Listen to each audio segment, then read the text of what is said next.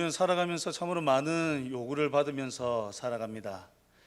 자유롭게 살고 싶지만 참으로 많은 요구들을 받으며 자라갑니다. 학생일 때에는 학생에게 맞는 요구사항이 있고, 청년 때에는 청년에게 맞는 요구사항이 있습니다. 장년이 되면 이제 끝날 법도 한데 장년에게 맞는 요구사항이 있고, 노년이 되면은 노년에 맞는 요구사항이 있습니다. 최근에 어떤 요구들을 들어보셨습니까? 오늘 광고도 하나의 요구지 않습니까? 특히 우리 어머니들 지난주부터 지금 끊임없이 광고되고 있는 게 하나가 있죠. 다음 주 수요일 오전 10시부터 장소를 변경하여서 본당에서 MIP 전체 기도회가 있습니다. 지난주 수요일 날 보니까 지난주 수요일인 줄 알고 교회를 찾으셨던 분들이 계시더라고요. 그 가운데 한 분은 제가 얼핏 들었는데 원래 직장에 출근을 하셔야 되는데 오셨다고까지 하셨습니다. 이번 주 수요일에는 더 오시겠죠? 반응이 없으시네요. 지난주부터 목사님께서 그렇게 요청하고 계신데 이번 주 수요일 날 지켜보겠습니다. 신앙생활에 있어서도 여러분들 끊임없이 요청들을 받고 계시죠. 연말이 되면은 어떤 요구들을 듣습니까? 1인 1사역은 해야 되지 않겠습니까? 라는 요구들 들리지 않습니까? 한 해가 시작하면 어떤 요구들이 있습니까? 양육훈련에 대한 요구들이 있습니다. 올해는 또 성경 배경대학까지 생겨가지고 좀 더 늘어났지요. 사역훈련까지 생겨가지고 더 늘어났습니다. 이미 저희가 주중에 진행하고 있는 것만 해도 5과목입니다. 얼만큼 어디까지 늘어날지는 모르겠습니다만은 끊임없는 양육과 훈련으로의 요구들도 있습니다. 신앙생활로 들어오면은 진리 안에 자유가 있다고, 정말로 신앙생활하면 좀 자유롭게 살아갈 수 있을 것만 같았는데, 신앙생활하는 그 과정도 가만히 살펴보면 참으로 많은 요구들 속에서 살아가는 것 같습니다. 조금 전에 제가 말씀드린 것만 봐도 그렇지 않습니까? 이번 주 수요일에 있는 MIP 전체 기도회도 있고, 매년마다 계속해서 요구되는 섬김과 양육과 훈련의 요청들이 끊임없이 주어지고 있습니다. 이제 좀 그만했으면 좋겠는데 이러한 요구들은 정말로 끝이 나지 않습니다. 그렇다면 우리는 과연 이러한 요구들로부터 자유로울 수가 있을까요? 언제쯤 되면은 우리는 이러한 요구들로부터 좀 자유로워질 수가 있겠습니까? 애석하게도 오늘 성경은 어떻게 이야기를 하고 있냐면은 이러한 요구들로부터 결코 자유로울 수 없다라고 이야기를 하고 있습니다. 12절 말씀은 이렇게 이야기합니다. 이스라엘아, 내 하나님 여호와께서 내게 요구하시는 것이 무엇이냐? 곧 내 하나님 여호와를 경외하여 그의 모든 도를 행하고 그를 사랑하며 마음을 다하고 뜻을 다하여 내 하나님 여호와를 섬기고 라고 이야기합니다. 12절에서 분명히 이야기하죠. 이스라엘아, 내 하나님 여호와께서 내게 요구하시는 것이 무엇이냐라고 이야기를 하고 있습니다. 그러면서 이야기하시는 것이 무엇이냐면은 하나님을 경외하라는 것이지요. 하나님을 경외하라는 것을 이야기하면서 나오는 단어들을 가만히 살펴보면 이것이 한 번으로 끝나는 것이 아니라 지속적으로 해야 될 일임을 알 수가 있습니다. 그러니 지금 하나님께서 우리에게 요구하고 계시는 이 하나님을 경외하는 것은 우리 평생에 해야 되는 일이다라는 것이지요. 그러니 성경은 우리 평생에 걸쳐서 무엇인가를 끊임없이 요구하고 있습니다. 우리는 하나님께서 요구하시는 것으로부터 결코 자유로워질 수가 없습니다. 끊임없이 우리는 하나님께서 여호와를 경외하라라고 말씀하시는 이 말씀 가운데에 반응하며 살아갈 수밖에 없습니다. 하나님을 경외하라는 이 말씀은 이렇게 하는 것 이외에 하나님께서 요구하시는 것이 무엇이겠느냐라는 원어적인 뉘앙스가 여기에 숨어져 있습니다. 그러니 하나님께서 참으로 원하시는 것이 다른 무엇이 아닌 하나님을 경외하는 것, 이 하나님을 경외하는 그 일을 끊임없이 해야 된다라는 것을 성경이 이야기해 주고 있는 것입니다. 하나님을 경외하는 일들은 12절과 13절에서 구체적으로 이렇게 이야기합니다. 그의 모든 도를 행하고 그를 사랑하며 마음을 다하고 뜻을 다하여 내 하나님 여호와를 섬기고, 13절에 내게 명하는 여호와의 명령과 규례를 지킬 것이 아니냐. 여러분, 하나님께서 요구하시는 여호와를 경외하는 것은 결국 하나님께서 말씀하시는 것들을 지켜 행하는 것입니다. 우리의 평생에 걸쳐서 해야 되는 것, 우리의 평생에 걸쳐서 하나님께서 요구하시는 것은 하나님을 경외하는 것인데, 그 하나님을 경외하는 것은 무엇으로 나타나냐면 하나님의 말씀을 듣고 행하는 것으로 나타나는 것입니다. 사랑하는 성도 여러분, 하나님께서 우리 가운데 요구하시는 이러한 것들이 우리의 삶 가운데 어떻게 여겨지십니까? 진리가 너희를 자유케 하리라 라고 하셨으니 진리 안에 거하면 자유함을 누려야 될 것 같은데, 하나님께서 말씀하시는 것들을 들어보면 너무나도 우리의 삶 전반에 걸쳐서 이러한 것들을 하라라고 이야기하시니 결코 자유가 없는 것처럼 여겨지지 않습니까? 하나님의 말씀 가운데에 어느 한 기간에 걸쳐서 이것을 하라라고만 이야기한다면 어느 정도의 자유는 보장되어 있는 것 같습니다. 근데 오늘 말씀을 가만히 살펴보니까 늘 항상 끊임없이 마지막까지 이것을 하라라고 이야기를 하고 있습니다. 그러니 여러분, 우리의 삶 가운데 과연 자유가 있습니까? 하나님께서 이렇게 요구하시는 것 좀 너무한 것 아닙니까? 아니, 교회 밖에 있는 사람들은 좀 자유롭게 살아가는 것 같은데 오히려 교회 안에 있는 우리는 더 얽매여서 살아가는 것 같지 않습니까? 분명히 진리가 자유케 한다라고 했는데 진리 안에 거하는 우리는 뭔가 자유를 빼앗긴 채 살아가는 것 같고, 저 교회 밖에서 진리와 상관없이 살아가는 이들은 너무나도 편안하게 자기 마음대로 살아가는 것 같지 않습니까? 지금 교리대학을 하면서 여러 가지를 나누는 가운데에 지금 일부에 하나님이 어떠한 분이신가를 나누고 있습니다. 그를 나누다 보니까 이제 나오는 주제들이 이제 하나님께서 우리를 선택해 불러주셨고 양자가 되었고 성화의 단계에 있습니다, 이런 이야기들을 하는데 질문들이 있는 겁니다. 과연 그것이 우리에게 진짜 유익합니까? 라는 질문들이 나옵니다. 아니, 예수님이 십자가에 달려 돌아가실 때 한편 강도는 그때 죽기 직전에 구원을 받아가지고 갔는데, 그 사람 보니까 이 땅에서 살아가는 동안에는 정말로 마음껏 편하게 자기가 원하는 대로 살아가다가 마지막에 구원을 받아서 천국에 들어가는 것을 봤는데, 지금 먼저 하나님을 믿음으로 말미암아서 살아가는 우리의 모습은 마치 자유를 빼앗긴 채로 살아가는 것과 같으니 과연 이것이 우리에게 유익합니까? 라는 질문들이 나오고 있습니다. 여러분, 하나님께서 우리를 지금 이미 부르셔서 우리로 하여금 하나님을 믿으며 하나님의 말씀을 따라 살아가도록 부르신 것이 우리에게 과연 유익합니까? 만약에 이것이 우리에게 유익하지 않다면 우리의 삶은 너무나도 좀 억울하고 너무나도 조금은 비참한 삶이지 않습니까? 오히려 하나님을 믿기 전에는 자유로웠는데 하나님을 믿고 나서 자유가 빼앗기고, 하나님을 믿고 난 이후에 오히려 자유가 빼앗긴 채 얽매여서 살아간다면 이것이 어떻게 우리의 삶 가운데에 유익이 될 수 있겠습니까? 분명히 하나님께서는 평생에 걸쳐서 이스라엘 자손들에게, 하나님께서 택하신 백성들에게 여호와를 경외하라라고 요구하고 계신데, 이것이 우리의 삶 가운데 유익이 되지 않는다면 여러분, 안타깝게도 우리의 삶은, 이 땅에서의 삶은 최소한 비참함입니다. 오히려 예수님을 믿고 하나님의 말씀을 따라 살아가는 것이 우리에게 유익이 되고 기쁨이 되어야 되는데, 만약에 하나님께서 원하시는 것이 그렇지 않다면, 하나님께서 요구하시는 것이 우리에게 짐이 된다면 그것은 우리의 삶 가운데 비참함으로 다가올 수밖에 없겠지요. 그러기에 우리는 이 문제를 심각하게 한번 생각해 볼 필요가 있습니다. 하나님께서는 끊임없이 우리의 삶 가운데에 하나님을 경외하라라고 요구하고 계신데, 이것이 과연 우리에게 좋은가를 깊이 묵상하고 생각해 볼 필요가 있는 것입니다. 만약에 하나님께서 우리에게 요구하시는 이것이 우리에게 유익하지 않다면 여러분, 우리는 믿는 것을 다시 생각해 보아야 될 지경에 놓여 있는 것입니다. 하나님께서는 오늘 12절과 13절에서 분명하게 이렇게 우리에게 요구하고 계십니다. 내 하나님 여호와를 경외하라. 하나님께서는 우리의 평생에 걸쳐서 우리로 하여금 하나님을 경외하라라고 이야기하십니다. 그렇게 하나님을 경외하라라고 하신 이후에 하나님께서는 이렇게 이야기하시는 분이 누구신지를 우리에게 이야기해 주고 있습니다. 이렇게까지 우리에게 요구하시는 그 하나님은 과연 어떤 분이십니까? 14절 이하를 보시면은 하나님이 어떠한 분이신지를 우리에게 이야기해 주고 있습니다. 14절과 우리 15절 말씀을 우리 함께 한번 읽어보겠습니다. 14절과 15절입니다.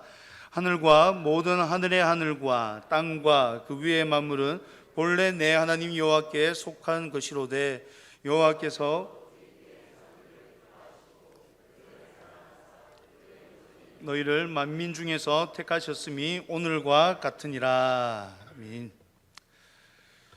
우리에게 이렇게까지 요구하시는 하나님이 어떻게 소개되고 있습니까? 하늘과 모든 하늘의 하늘과 땅과 그 위의 모든 만물은 본래 내 하나님 여호와께 속한 것이로되라고 이야기합니다.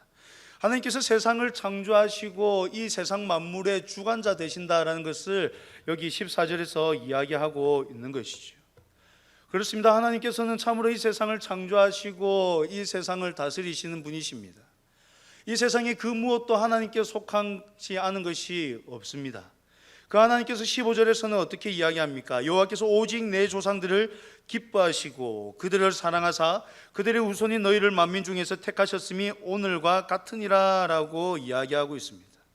세상을 창조하시고 세상 만물을 주관하시는 그 하나님께서 이스라엘을 기뻐하시고 그들을 사랑하사 그들을 택하셨다라고 이야기하고 계십니다. 우리에게 나를 경외하라라고 요구하시는 그분은 창조주 하나님이십니다. 나를 경외하라라고 부르시는 그 하나님께서는 이 땅을 섭리하시는 섭리주 되시는 하나님이십니다. 세상의 만물의 주관자 되신 분이십니다.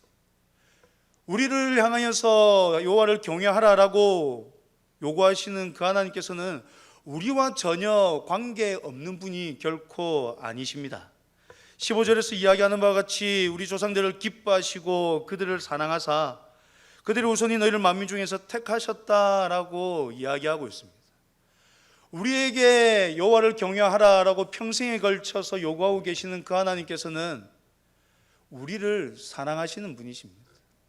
우리를 사랑하사 우리를 자신의 자녀 삼아 주신 분이십니다. 하나님께서 지금 이것을 요청하고 요구하고 계시는 대상이 누구냐면 바로 하나님의 자녀들에게 요구하고 계시는 것입니다. 아버지 되신 하나님께서는 자식에게 좋은 것을 주기 원하시는 분이십니다. 마태복음 7장을 보시면은 구하라 그리하면 너에게 주실 것이요 찾으라 그리하면 찾아낼 것이요 문을 두드리라 그리하면 너에게 열릴 것이니 라고 말씀하시면서 너희가 악한 자라도 좋은 것으로 자식에게 줄 알거든 하물며 하늘에 계신 너희 아버지께서는 구하는 자들에게 좋은 것으로 주시지 않겠느냐라고 말씀하십니다. 뿐만 아니라 마태복음 6장에서도 그러므로 염려하여 이르기를 무엇을 먹을까 무엇을 마실까 무엇을 입을까 하지 말라 이는 다 이방인들이 구하는 것이라 너희 하늘 아버지께서 이 모든 것이 너에게 있어야 할 줄을 아시느니라 라고 말씀하셨습니다. 여러분 지금 이 세상 만물의 주관자 되신 하나님 우리를 기뻐하시고 사랑하셔서 선택하고 불러주신 그 하나님께서는 우리에게 좋은 것을 주기를 원하시는 분이십니다. 단순히 이 세상을 창조하시고 다스리시는 것을 넘어서서 우리에게 지금 여호와를 경외하라고 요구하시는 그 하나님께서는 우리의 아버지 되시는 분이십니다. 우리를 사랑하시는 아버지가 되시기 때문에 이 아버지 되신 하나님께서는 우리에게 좋은 것을 주기를 원하시는 분이십니다. 로마서 8장 28절도 우리에게 이야기합니다. 우리가 알거니와 하나님을 사랑하는 자 곧 그의 뜻대로 부르심을 입은 자들에게는 모든 것이 합력하여 선을 이루느니라. 우리가 하나님을 고백할 때에 여러분 하나님을 어떻게 고백하십니까? 우리 기도할 때에 하나님을 여러 모습으로 고백을 하지 않습니까? 전지하신 하나님, 전능하신 하나님, 영원하시고 무한하시고 불변하신 하나님을 우리는 고백합니다. 선하신 그 하나님을 고백합니다. 여기에서 나오는 선이라는 것이 히브리어로 토브라고 하는 것입니다. 선하신 하나님은 곧 좋으신 하나님이십니다. 이 히브리어 토브는 어디에서 처음 사용되냐면은 천지 창조에서 사용이 됩니다. 하나님께서 세상을 창조하시면서 보시기에 좋았더라라고 할 때에 쓰였던 단어가 토브입니다. 하나님께서 요구하시는 것,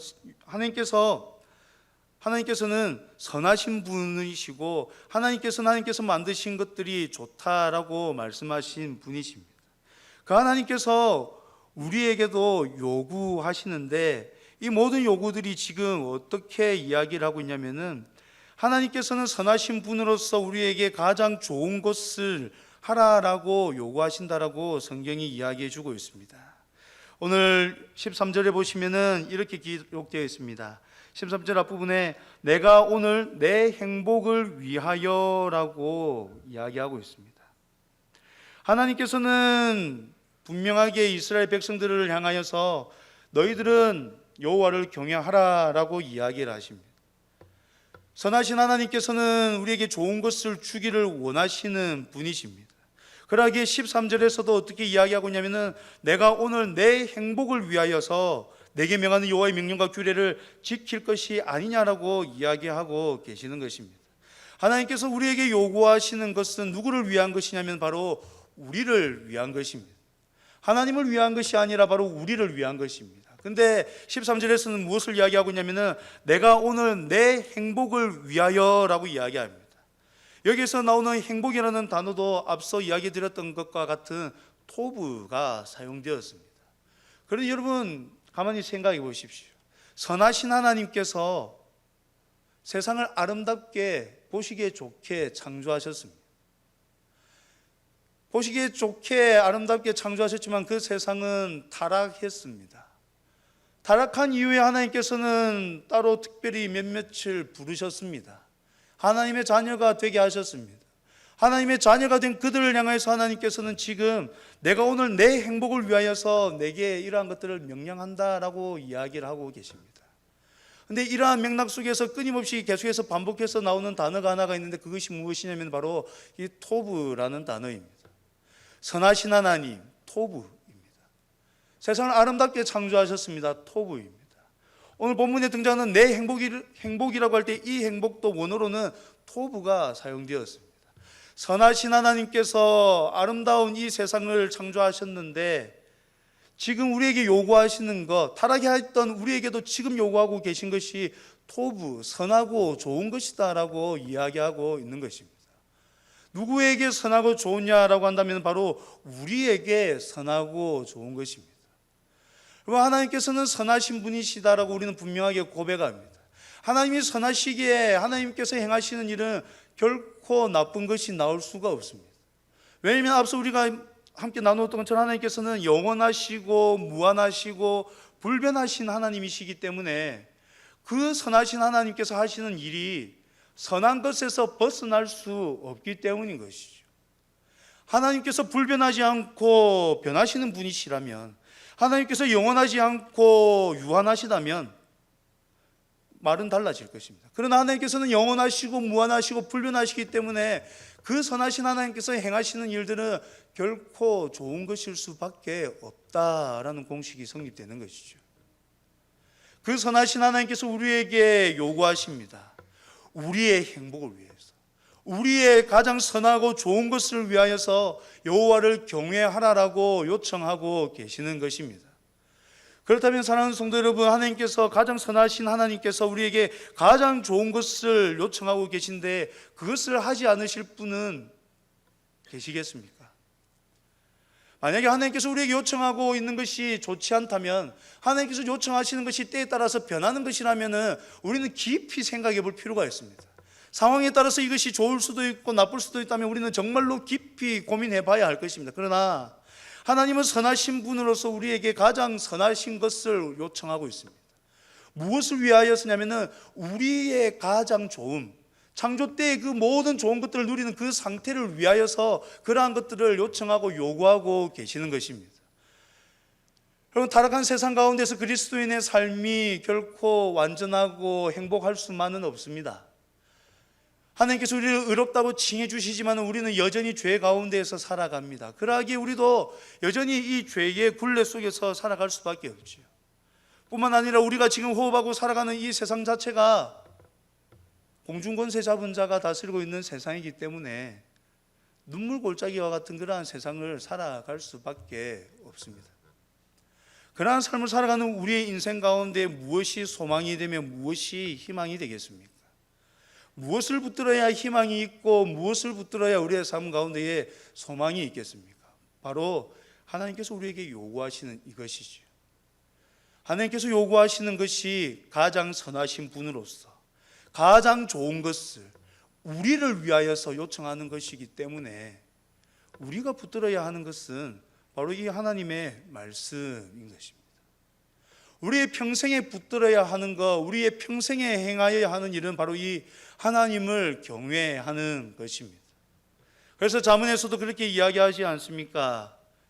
여호와를 경외하는 것이 지식의 근본이니라.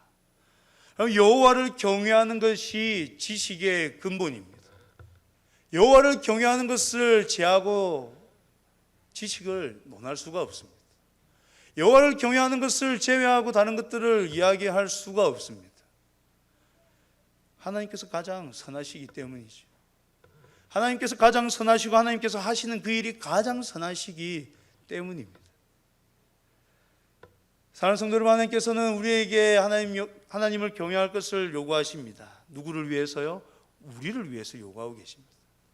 하나님께서는 하나님의 백성을 위하시는 분이십니다. 하나님의 자녀를 외면하시는 분이 아니시라 하나님께서는 우리를 품고 우리를 인도하시는 분이십니다. 그러하기에 우리는 하나님의 명령을 깊이 마음에 새겨야만 됩니다.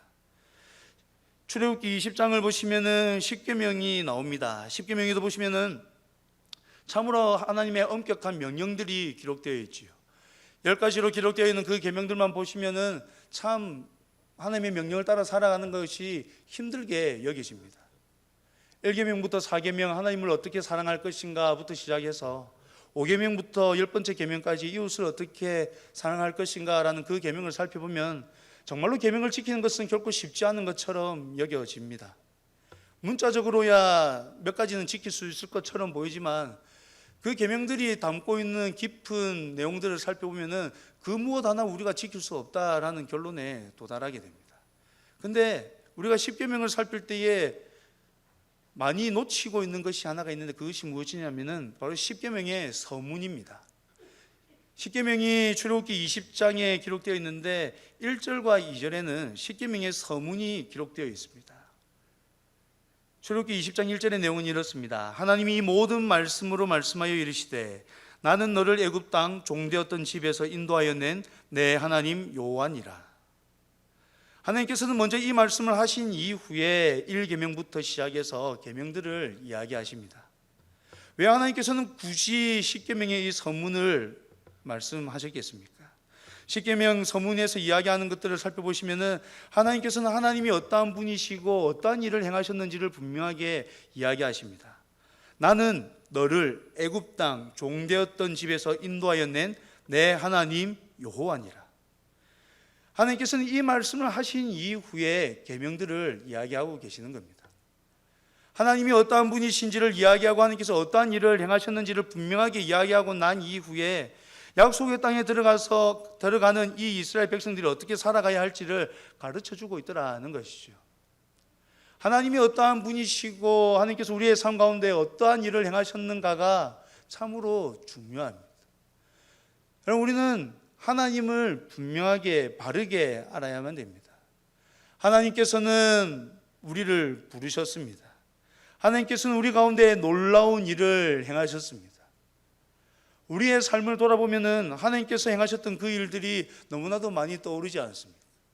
하나님을 전혀 알 수 없었던 타락하였던 우리를 하나님께서 무조건적인 선택으로 전적인 은혜로 우리를 하나님의 자녀 삼아 주셨습니다. 하나님께서 우리를 자녀 삼아 주시는 데에는 우리의 어떠한 것도 필요하지 않았습니다. 우리를 자녀 삼아 주신 그 하나님께서는 우리를 외면하지 않으시고 우리를 끊임없이 인도하시는 분이십니다. 그 하나님께서 우리에게 지금 이렇게 명령하고 계시는 것입니다. 그렇다면 여러분, 이 명령을 들은 우리는 어떻게 행하여야 되겠습니까? 16절 말씀이 이렇게 이야기합니다. 그러므로 너희는 마음에 할례를 행하고 다시는 목을 곧게 하지 말라. 여러분, 하나님께서 어떠한 분이시고 어떠한 일을 행하셨는지 우리는 앞의 말씀을 통해서 이미 들었습니다. 우리가 하나님께서 명령하시는 것을 지켜야만 하는 당위성이 앞에 나왔던 말씀을 통해서 분명하게 세워졌습니다. 그러나 16절에서 하나님께서는 우리를 향해서 이렇게 이야기하십니다. 그러므로 너희는 마음에 할례를 행하고 다시는 목을 곧게 하지 말라라고 이야기를 하고 계십니다.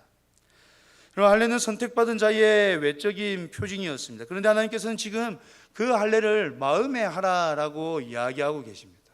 외적인 표징이 중요한 것이 아니라 그 마음 중심이 중요하다는 것을 이야기하고 계시는 것이죠. 그리고 지금 이 광야길에 있는 이스라엘을 향하여서는 또 어떻게 이야기하십니까? 다시는 목을 곧게 하지 말라라고 이야기하고 계십니다. 이스라엘의 광야에서의 삶은 우리가 너무나도 잘 알고 있지 않습니까? 그들은 하나님의 놀라우신 능력 아래 출애굽하였지만은 끊임없이 반항했습니다. 끊임없이 불평 불만을 쏟아내었습니다. 그들이 광야에서 40년을 보내게 된 배경이 무엇 때문이었습니까? 불평과 불만 때문이었죠. 정탐꾼을 보내었더니 그들이 그 땅을 악평하여 일컫는 것으로 인하여서 40년 광야 생활이 시작됐던 것입니다. 그들을 향해서 하나님께서는 지금 뭐라고 이야기하십니까? 다시는 목을 곧게 하지 말라라고 이야기하시는 것이죠. 우리도 이 말을 듣는 이스라엘 백성들과 같이 이 말씀을 마음에 새길 필요가 있습니다. 분명히 하나님께서 우리에게 요구하시는 것은 우리에게 참으로 유익한 것입니다. 그러하기에 이 말씀을 행함에 있어서 우리는 마음의 할례를 행하고 목을 곧게 하지 말아야 될 것입니다. 이것이 우리에게 유익하기 때문에 그렇습니다. 아니, 다른 사람을 위한 것이라 할지라도 하나님의 명령이라면 그렇게 해야 하는데 이것이 우리에게 가장 좋은 것이기 때문에 우리는 더욱더 마음의 할례를 행하고 목을 곧게 하는 행위를 결코 해서는 안 되는 것입니다. 우리는 마음의 할례를 행하고 다시는 목을 곧게 하지 말아야만 됩니다. 그러한 가운데 하나님께서는 또 한 가지를 더 이야기하십니다. 우리 17절과 18절 말씀을 함께 한번 읽어보겠습니다. 17절과 18절입니다. 너희의 하나님 여호와는 신 가운데 신이시며 주 가운데 주시오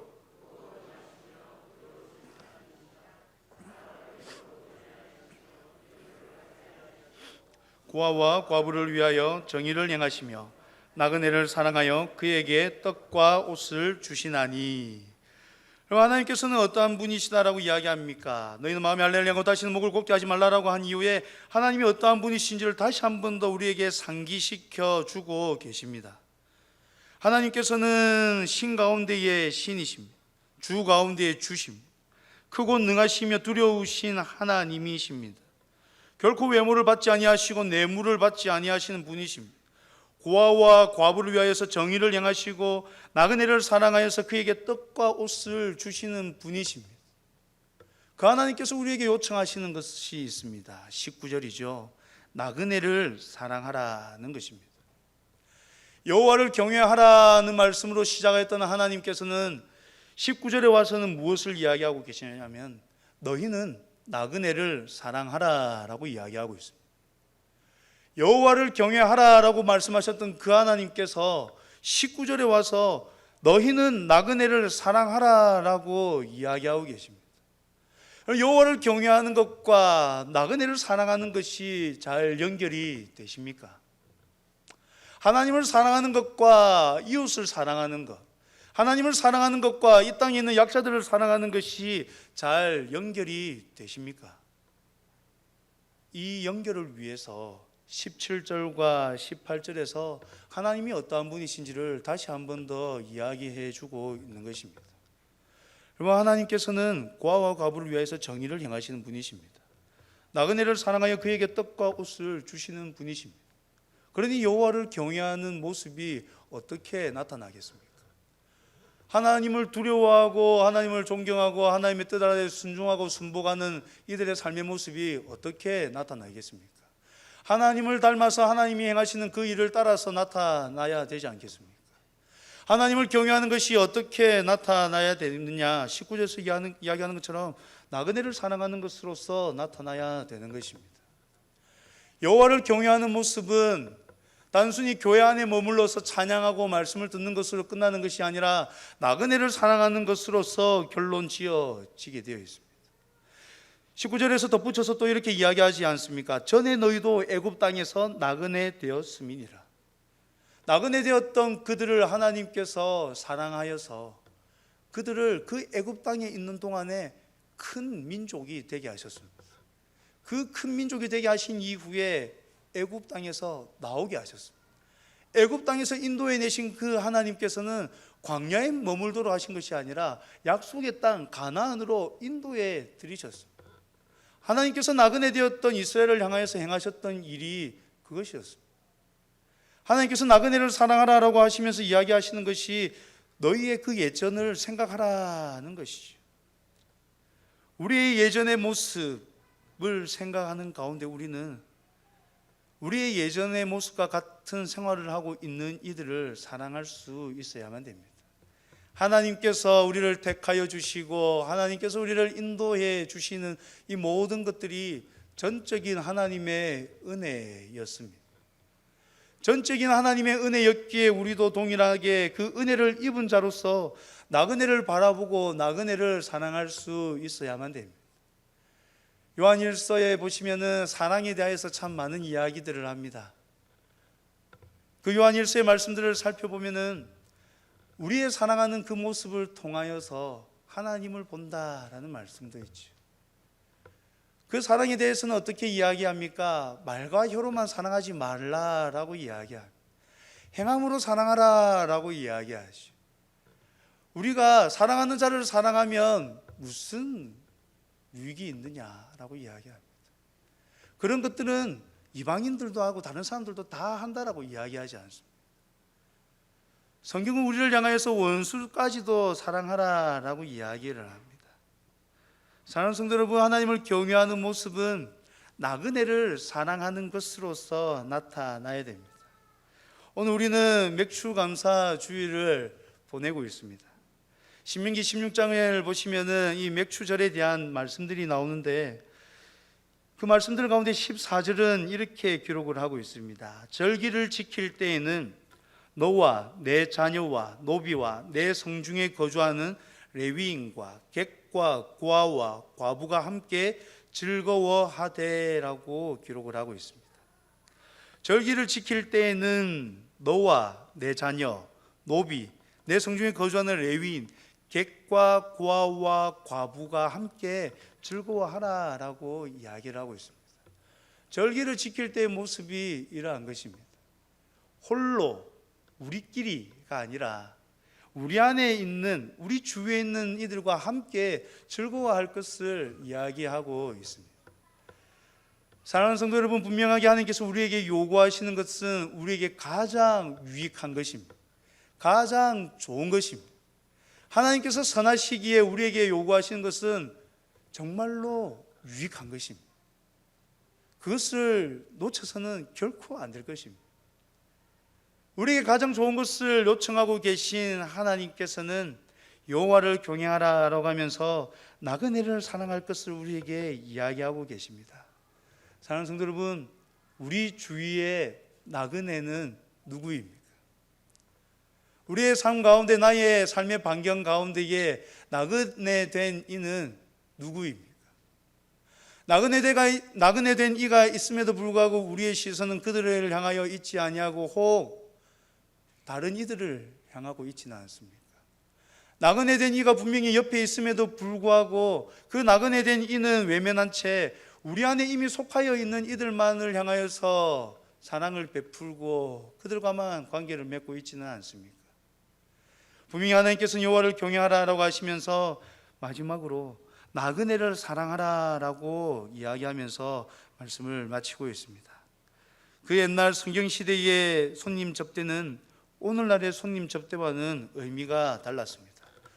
오늘날은 가족이나 친척이나 좀 가까운 이들을 집으로 모셔서 이렇게 손님 접대를 하곤 합니다. 잘 모르는 사람일수록 집에 들이기를 꺼려하고 좀 1박을 하게 되더라도 바깥 숙박업소를 이용해서 이렇게 1박을 하게 돕긴 하지요. 그러나 성경시대의 손님 접대는 전혀 모르는 나그네를 향한 것이었습니다. 이들을 호텔이나 이러한 것들이 아니라 자신의 장막 안에 들여서 접대하고는 하였습니다. 성경시대에는 어떤 사람이든지 자기 집에 들인 손님은 기본적으로 3일간은 아무것도 묻지 않고 먹여주고 재워주는 것이 불문율이었습니다. 이것은 방문자가 그 부족의 원수라 할지라도 예외가 아니었습니다. 그러니 지금 하나님께서 나그네를 사랑하라라고 이야기하시는 것이 어떠한 정도의 사랑인지 알 수 있겠지요. 사랑하는 성도 여러분, 우리는 이미 하나님으로부터 은혜를 입은 자들입니다. 이미 우리는 은혜를 입은 자들입니다. 하나님의 사랑을 입은 자들입니다. 하나님께서 가장 좋은 것을 누릴 수 있도록 우리에게 권하면서 명령하면서까지도 가르쳐주고 있는 자들입니다. 그렇다면 그 가르침을 받는 우리는 이것을 누리기 위하여서 하나님께서 요구하시고 명령하시는 것들을 지켜 행하여야 되지 않겠습니까? 사랑하는 성도 여러분, 우리의 눈을 들어서 좀 더 밖을 바라볼 수 있으면 좋겠습니다. 좀 더 이웃들을 바라볼 수 있으면 좋겠습니다. 좀 더 나그네 된 이들을 살펴볼 수 있으면 좋겠습니다. 우리가 예전에 나그네 되었었기 때문입니다. 우리가 놀라우신 하나님의 사랑을 먼저 입었기 때문입니다. 하나님의 사랑을 먼저 입은 자로서 하나님의 사랑을 이웃들과 나눌 수 있는 우리 모두 하늘샘 교회의 귀한 성도님들 되시기를 간절히 소망합니다. 이제 우리들